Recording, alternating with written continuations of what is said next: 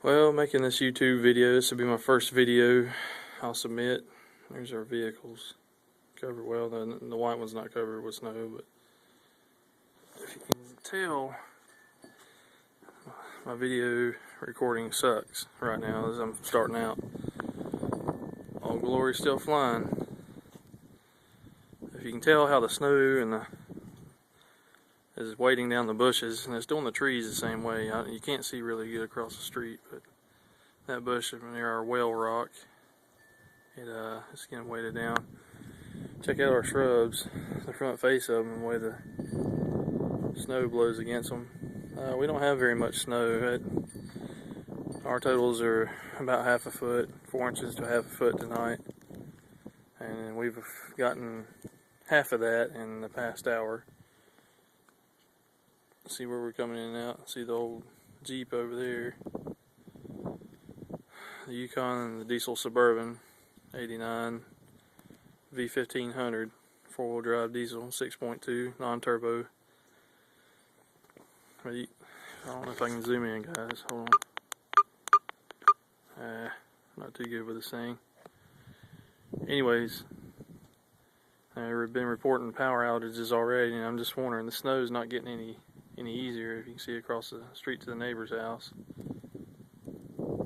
it's covered all the trees. I mean, it's really just blown to the trees, stuck to it. You can see how it's coming down. That's all snow, driving snow. One thing I want to talk to you guys about is we're getting on the road in the morning, probably about sunup, to go visit family that are further up in the mountains. And of course they had about 8 inches at noon today, and it's whatever time it is. It's probably a quarter till midnight.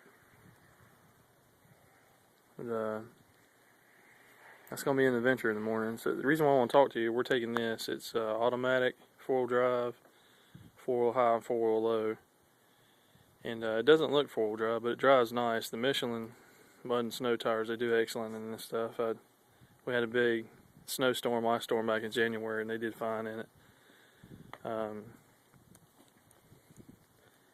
What else did I say? Oh yeah, the survival aspect of it is packing the water and the food and the warm clothing. You know, we're going to probably make a 4.5, 5 hour journey, which should only be 2 hours tomorrow morning. We've already fueled up so we don't get condensation in our tank. We ran it for a good while. We're about half or less the tank, so we ran it for a good while. I've got ISO heat in the tank to pull the water out. The Jeep and Suburban will stay here. I won't take those this time. I know you guys are probably like, you're a freaking idiot. I would take the Jeep over anything, but it's so light that with us going up the mountain on the really steep grade, we're going to need some weight, and we'll have weight in the back of this thing to keep the momentum going. You know, weight in the front, weight in the back to keep the tires gripping to the snow and the ice. The Suburban, that would be my preference to take it, but it's out of commission. I've got a starter flywheel meshing issue I can't figure out right now. Everything else is fine on it. Dual heat, dual air, 4-wheel drive, BFG all-terrains, brand new. Very strong low range, very strong high range. Barn doors, you know, you can see it popped out behind the Yukon there, but I just wanted to make this my first video because we are traveling. We're going to be traveling in some high country tomorrow, probably about, I don't know, 3,500 foot elevation. You know, we're only at 850, 900 where we're at, and we're on the hilltop, or almost the crest of the hill where we're at right now. But it's starting to lay on the road over there. My concern is one of the highways near us, they treated 2 days prior to this storm coming, and the one outside of our neighborhood they treated 2 days prior, and it's just iced and snowed over. The North Carolina DOT and the county, they just didn't use their brains this time. I hate it, but they just didn't.